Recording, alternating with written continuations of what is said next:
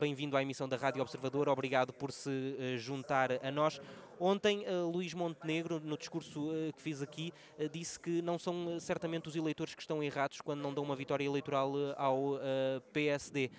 Concorda? Concordo em absoluto, os eleitores têm sempre razão.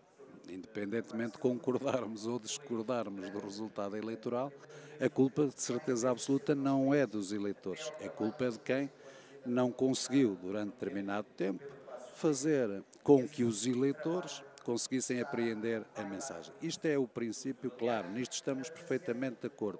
Agora, também acrescento que há alturas e condições em que se realizam determinados atos eleitorais em que conta mais para a decisão do eleitor as circunstâncias envolventes em que decorrem essas eleições do que propriamente as propostas ou o saber explicar as propostas. E estas últimas tiveram dois fatores que espero que não se verifiquem mais, mas condicionam a decisão do eleitor. Primeiro é que tivemos 2 anos de pandemia onde toda a gente, nós próprios, fomos condicionados por uma coisa que nos aconteceu de um momento para o outro, que não estávamos à espera. Vimos no governo a resolução com mais celeridade ou menos celeridade dessa pandemia. Tivemos os subsídios necessários para a respectiva pandemia, embora não fossem todos os que queriam, mas foi, e os eleitores, não tenho qualquer dúvida, nesta fase, fizeram uma reflexão se arriscariam ou não numa mudança daquilo que conheciam. E nós entendemos que esta pandemia, e com esse entranhamento que tinha nos eleitores, também condicionou o resultado eleitoral. O outro, que também é conhecido de todos, eu não conheço nenhumas eleições ainda na história democrática que depois da queda de um governo fora de tempo, os eleitores acabem por premiar quem faz com que o governo, entre aspas, caia, porque o governo consegue muito mais facilmente passar uma mensagem de que o retiraram de lá, eles queriam continuar a governar e tiraram dali. Aliás, a primeira maioria absoluta do Cavaco Silva foi desta forma, e penso que isso foi outro dos fatores que aconteceu, que interrompeu. Luís Montenegro disse que era preciso humildade. É porque não houve humildade ou houve humildade para reconhecer isso e foram esses fatores externos que... Não, a humildade que nós tivemos foi reconhecer que houve 3 fatores, 2 eu já disse, o outro também lhe digo, que é o terceiro fator foi como a legislatura foi interrompida a meio. O PSD teve tempo para elaborar um programa eleitoral, mas não teve tempo para divulgar bem esse programa eleitoral para ser apreendido pelos eleitores, porque foi muito pouco tempo a preparação, porque depois, com a queda do governo, a respectiva publicação ou publicidade não estava feita e, portanto, apanhou-nos também de alguma circunstância com essa restrição. Agora, tirando estes fatores, o Dr. Rui foi claro na noite eleitoral a assumir a derrota eleitoral, porque foi uma derrota, não vale a pena ter dúvidas. O PS conseguiu os 2 objetivos, maioria absoluta e ganhar as eleições, e nós, o principal objetivo até em não ganhar as eleições, que era um objetivo, mas que podia não acontecer. Agora, o PS ter maioria absoluta foi o prato completo da derrota eleitoral do PSD, por isso foi assumida. Agora, nós dizemos com toda a clareza que é, se o mandato não tivesse sido interrompido, e está a vir agora os casos que o governo já tem, só com 6 meses disto, o resultado eleitoral, se fossem numas eleições normais, podia ser diferente. Mas isso são os cenários. O que aconteceu foi isto e há que tirar as responsabilidades do PSD não são muitas nesta derrota. Não é a questão de serem muitas. Quem perde tem sempre responsabilidades totais. Nós estamos a analisar nem é bem as responsabilidades do PSD, porque se perdeu tem que as assumir. É que a maioria absoluta do PS também é dada por estes fatores que fez com que a esquerda acabasse por votar toda também no PS, que deu o governo, e também é um facto que há de se verificar uma vez na vida, com a redução significativa. E porquê? Porque ele caiu a meio do prazo. Agora, isto não é desculpa, isto é mais fatores que ajudaram a maioria absoluta do PS. A derrota do PSD é para assumir, porque foi uma derrota. Ontem Rui Rio disse que Luís Montenegro vai ter condições que ele próprio não teve e que vai ser menos contestado. Isto acontece porquê? Porque internamente, porque os apoiantes de Rui Rio respeitam mais a legitimidade do líder do que Rui Rio foi respeitado. Eu acho que, primeiro, porque o Montenegro, fruto das circunstâncias em que disputou as eleições depois da derrota eleitoral, teve um resultado que ele próprio contribui para alguma unidade. 75% da unidade está feita com o próprio resultado eleitoral. E depois a segunda característica que o Presidente quis dizer e que é clara, é que os apoiantes de Rio são mais institucionalistas, não tenho qualquer dúvida, e posso lhe dizer isso porque pertenço ao grupo parlamentar, e vamos ver isso já dentro de pouco tempo, em que estou convicto que os principais apoiantes de Rio, uns por causa da idade até, outros por causa da ambição também, têm o interesse nacional, neste caso, sempre presente, e não vão ser nem são apoiantes os apoiantes de guerrilha, de Luís Montenegro eram mais terroristas, por assim dizer. Mais guerrilheiros no aspecto do termo de política, isso não tenho qualquer dúvida sobre isso. Um outro aspecto que tem marcado aqui a atualidade tem a ver com a questão do aeroporto. Luís Montenegro deve sentar-se com António Costa para discutir esta questão? Eu acho que deve, e ele ontem acabou por dizer que sim, depois de consultar os órgãos, como é evidente, e deve para pôr as condições como ele disse que tem que pôr. Aliás, depois no discurso que fez, acho que até adiantou e aprofundou bastante o tema, quase que deu a entender quais eram as condições, que essencialmente é preciso esclarecer primeiro porque é que isto chegou a este ponto. E o que ele diz, que tem para mim maior significado, é isto, é que o Primeiro-Ministro pode discutir que não sabia da oportunidade e do time, mas não é credível que não soubesse que isto estava a ser preparado desta forma, visto o tempo que já demora destes passos todos, o tempo que demoraram, os membros do Governo que já passaram e aquilo que se comprometeu connosco do estudo de impacto ambiental não ter andado. O PSD não deve abdicar daquela ideia de que Portel, o aeroporto de Lisboa, Humberto Delgado, mais Montijo, esta deve ser a solução e ser contra Alcochete. Isto deve ser a postura de princípio do PSD. Eu neste momento não sei a reflexão que a nova liderança vai fazer sobre isso, isso é com eles que dentro de pouco tempo terão isso. Agora o PSD não deve abdicar de uma coisa que fez há pouco tempo e com a liderança que hoje, amanhã termina, mas que o Luís Montenegro ontem disse que isto tem que respeitar. É que o PSD chegou a um acordo com o Primeiro-Ministro e o Governo do Partido Socialista a dizer que era preciso ser feito um estudo de impacto ambiental estratégico para decidir o aeroporto. E isso não avançou nada. Portanto, isto vai ter que ser explicado. Rui Rio chega ao fim, também chega ao fim como secretário-geral, suponho que não vai ocupar nenhum cargo, percebe aquela questão. A certeza absoluta. Sim. E o que lhe pergunto é se o futuro de Rui Rio político acaba aqui, ou seja, se a carreira política de Rui Rio acaba aqui. Eu diria o seguinte, a carreira partidária de Rui Rio acaba aqui, não tenho qualquer dúvida sobre esta matéria. Quanto à carreira política ou não, é impossível hoje dizer se acaba ou não, porque na política, como todos nós sabemos, há sempre surpresas. Eu acho que a vontade dele é acabar aqui, quer a carreira partidária, quer a carreira política. Só que a política portuguesa tem muitos altos e baixos em determinadas alturas. Pode entrar para a lista dos presidenciáveis? Nunca se, quer dizer, é o tal, o futuro logo se há de ver, e ele acho que está nessa perspectiva. A vontade dele é terminar aqui, até porque a idade também nestas coisas não perdoa em termos de trabalho partidário. Depois se tem alguma carreira política ou não. Mas é que ele tem essas condições para ser candidato presidencial? Não, acho que depende mais dos portugueses isso e das circunstâncias políticas do que dele próprio. Isso depende sempre, porque é uma eleição, não é? Evidente. Não, estou a dizer a vontade de se candidatar às vezes a qualquer cargo é também animado ou não por aquilo que se passa à volta em termos políticos. Agora o que eu acho é que ele, neste momento, não tem nenhuma ambição de ir para lado nenhum, a não ser agora trabalhar. Mas ele tem as características para isso, para candidato presidencial?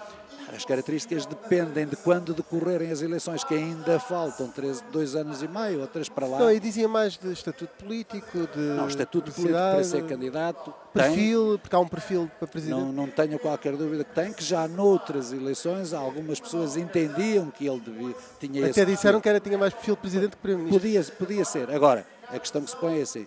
Depois da assunção desta derrota eleitoral e da saída, acho que o Rui Rio fecha aqui a carreira partidária por completo.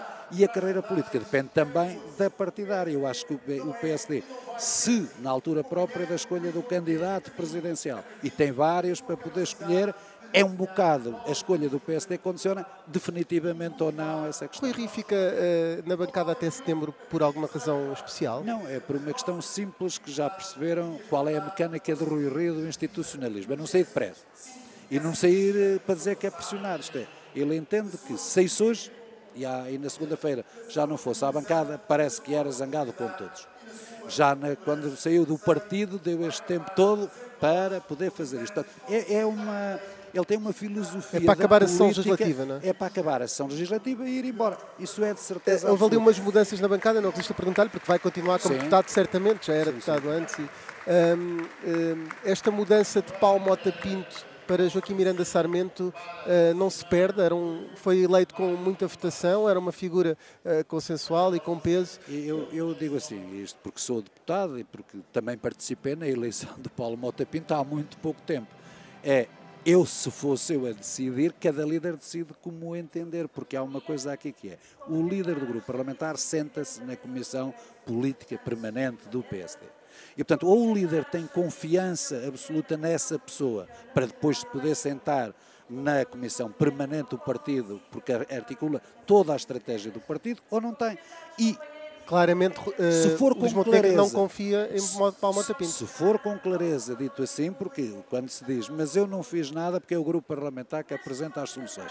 O próprio Joaquim Sarmento disse que apresenta a sua candidatura em coordenação com o líder do partido, Luís Montenegro. Portanto, é claro, para mim e para toda a gente, que ao marcar ou pedir ao líder do partido que se marcar, ou do líder do grupo parlamentar que se marcassem eleições para o grupo parlamentar, que não tem confiança absoluta no líder que lá está, e ao marcar eleições quer outro líder, isso é claro. Mas Luís Montenegro pode contar com uma bancada tranquila e cooperante, ou podemos ter aqui uma espécie de braço de ferro entre a bancada e a direção do partido?